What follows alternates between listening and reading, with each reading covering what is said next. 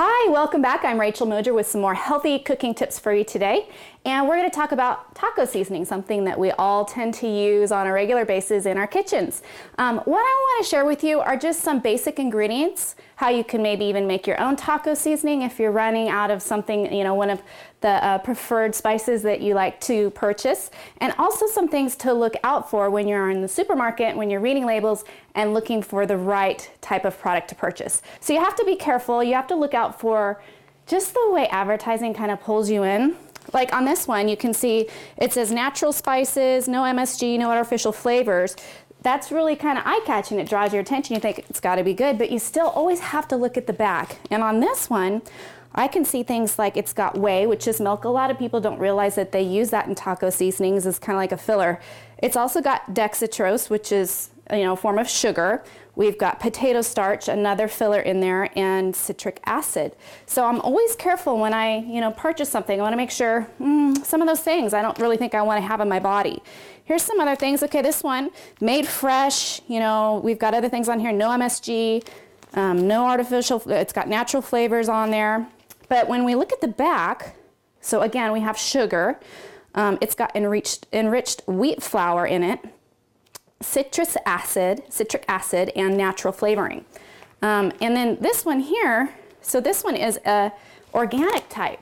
And of course, right off the bat, you're gonna think, oh, that's gotta be healthy. But even still, you have to look at the packaging and you have to see what's really in there. So this one, by the way, has 360 milligrams of sodium per serving, which is quite a bit. So high on the sodium, but it also has organic maltodextrin, which is like corn syrups, a form of sugar. So it's got a lot of sugar in it, and it's got potato starch, again, another filler.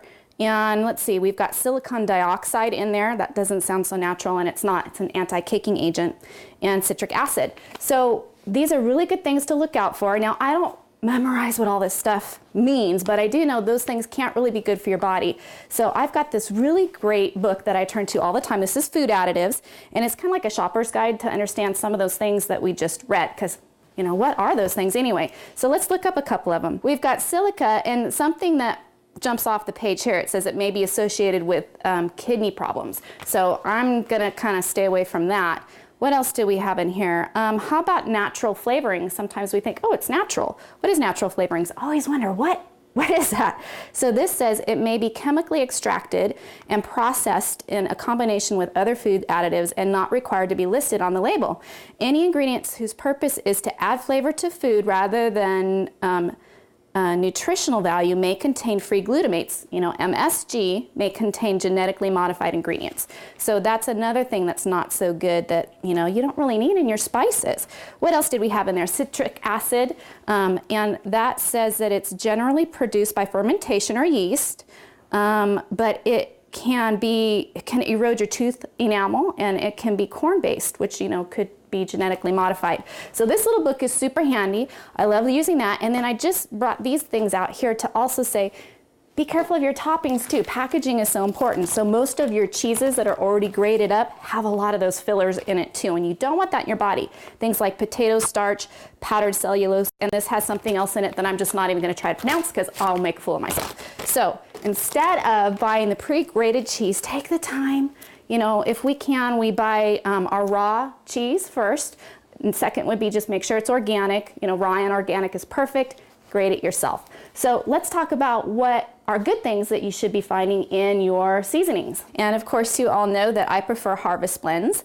And one of the things that you're gonna find in Harvest Blends is you're gonna find ground chilies and you're gonna find cumin. So I start with a nice chili powder is a good thing to start with in your taco seasoning. Chili powder and cumin. So basically you're gonna end up with like a couple of tablespoons of chili powder and maybe a tablespoon of cumin. So 2 to 1 on that. And then there could be some other things in the chili powder, things like onions or garlic or oregano. Over here we have some different spices. I've got cumin. So this is cumin seed, and I always like to get my spices fresh and whole if I can. Ground them up, this is what it looks like. And I have this cool little spice grinder. This is just a simple little like coffee grinder. Of course, I only use it for spices. So that's how I grind up my whole spices into ground, and they're just fresher that way. So for chili powder, again, you're gonna have the chilies and the cumin. Now for taco seasoning, here's some other things that you're gonna find in there. You're gonna find paprika. You should be able to find some garlic and onion. Those always add some nice flavor, and a little bit of oregano. So my special choice of blends are going to be the Harvest blends. And in this taco seasoning for Harvest blends, we have chili powder, cumin, sea salt, black pepper, paprika, garlic, onion, red pepper, kick it up a notch, and oregano. And that's all. Now, sometimes when you buy the Harvest blends, because they don't have things like anti-caking agents, which are like silicone dioxide, they may tend to clump up a bit, but no big deal, because you just kind of have to hit the bottle a little and then it shakes up. But I'd rather do that than, you know, put something unnatural in my body. So we've done that, and we'll go ahead and pour a little bit out. But I wanted to show you, even then, you know, you still may end up with some caking if you leave it in your jar for a long time, and you just put a little spoon in there and break it up. I'd say that's much better than putting things that are foreign and not food in your body. So that's my highlights and tips for you today on Harvest Blends taco seasonings. Another interesting little thing is if you wanted to make, say, fajitas or fajita seasoning, all you have to do really is just add a little lime. That's kind of the difference between taco and fajita. I love the Harvest Blends. We're looking forward to sharing lots of great recipes with you, and I'm super excited about all the different things that you guys can create with taco seasoning. We'll see you next time.